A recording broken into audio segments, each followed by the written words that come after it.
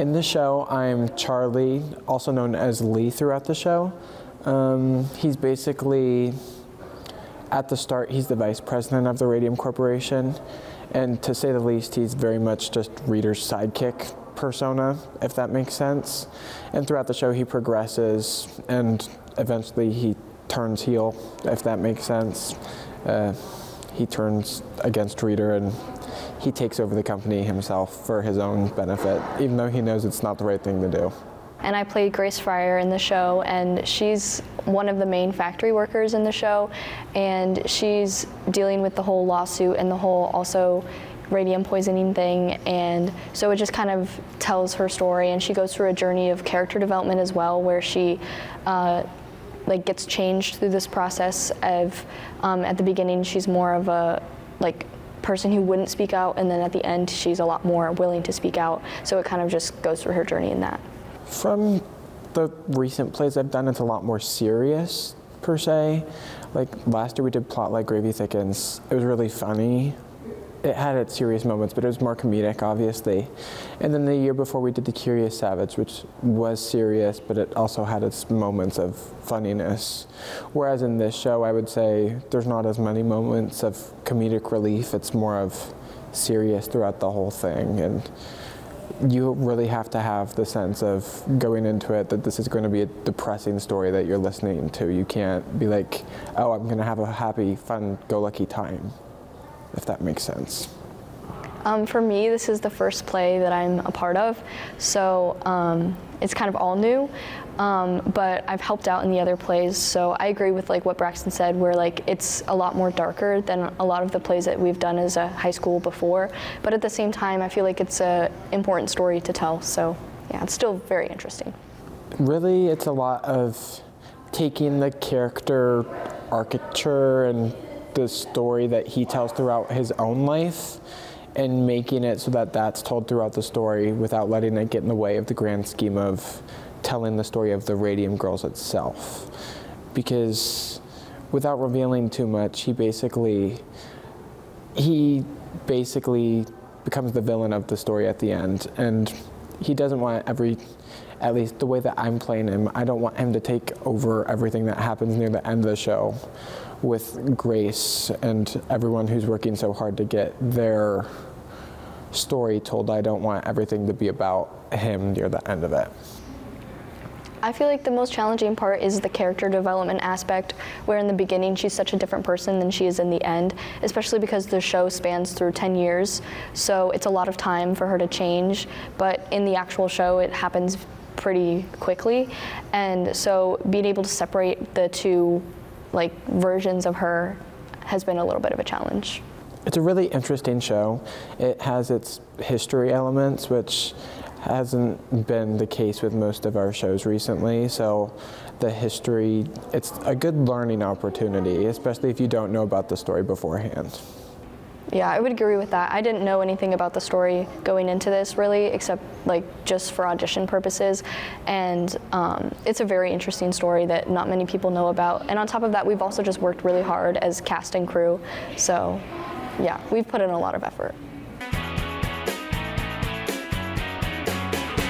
My best friend is a stage manager, so she got trained and I got the assistant position. And then I take attendance every day. I help with the run crew, lines, lots of different things. My character, Mr. Barry, is the lawyer for Grace and the other Radium Girls. I spend a lot of time on stage complaining about the company, and I spend a lot of time badgering the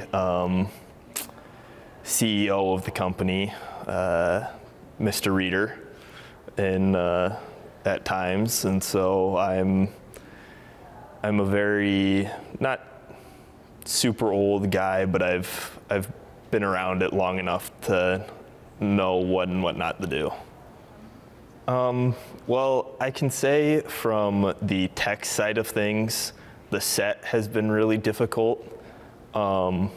we don't have the money to buy new wood products every single year, and so we reuse what a lot of we have, and so it's like putting together one giant puzzle piece.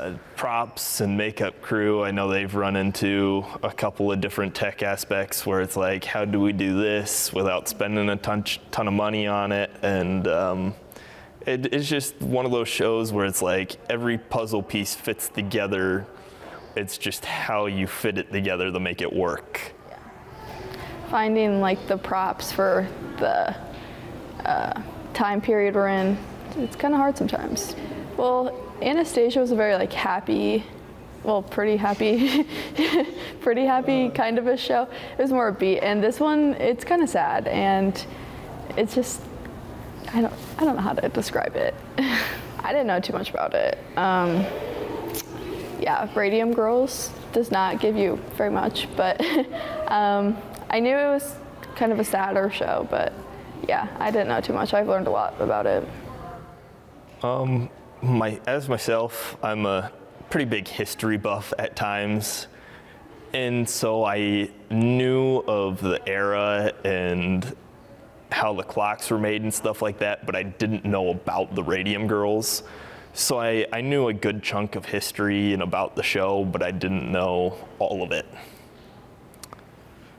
I think that's kind of what pushed me towards voting for this show as our next show, me being a history buff and everything.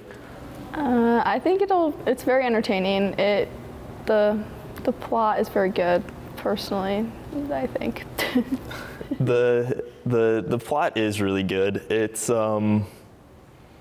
really a lot of fun for anybody. I think there are going to be parts of the show where kids may get freaked out a little bit, but it's always good to learn about history, and I feel like this is a good show that represents that. And I feel like people just need to come out and support us. I mean, we've done a lot of great work and a lot of hard work, a lot of late nights, a lot of long weekends. I mean, during the time periods that we're working on shows, we spend all our free time in the auditorium. And we put a lot of work into making sure that it's something good for people to see. Yeah, there's a lot of research in this show. It's a very historical show. It's based on all real people, a real court case, real events, and people with real feelings. And so it's been really a difficult challenge to be able to research all of that and relay those messages to the cast and crew as needed. So I think that this show is just a really great challenge overall for both the dramaturg crew and the props crew, because it's also been a really big challenge to find time period appropriate props too, because we just not the same as now, you know? Honestly, the biggest hurdle with the props has been finding enough matching chairs for the courtroom scene, and also finding enough briefcases for all the lawyers and clients that need them.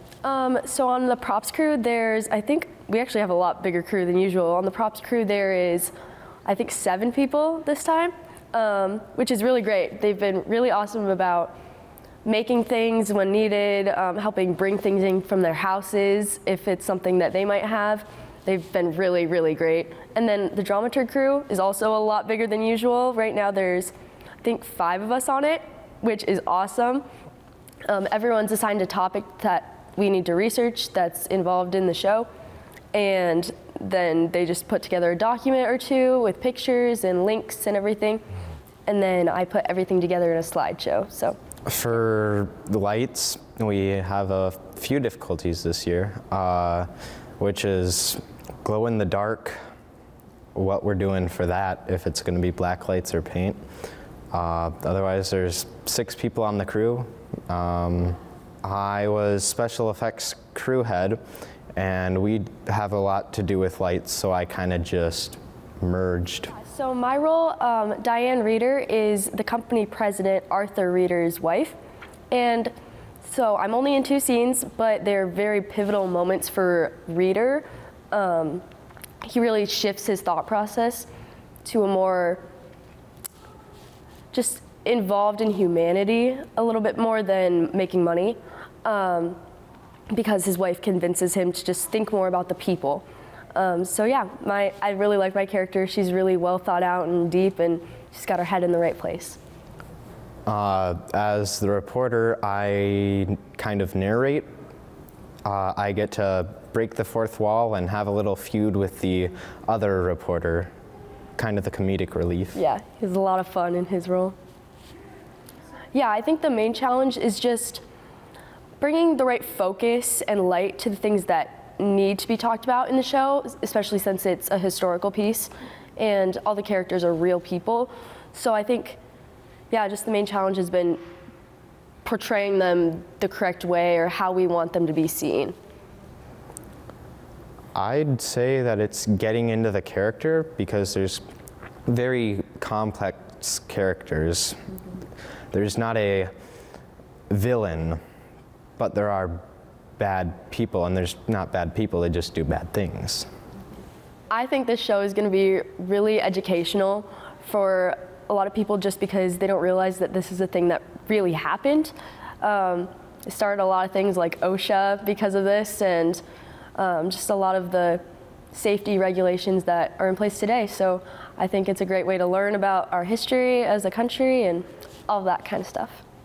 I just love all the graphic design of the show so far. My sister does the graphic design for the poster and the t-shirt, and she's come to me with a lot of questions, a lot of really cool creative ideas. And so I'm excited for all the glow in the dark and green stuff. I think it'll be fun to watch.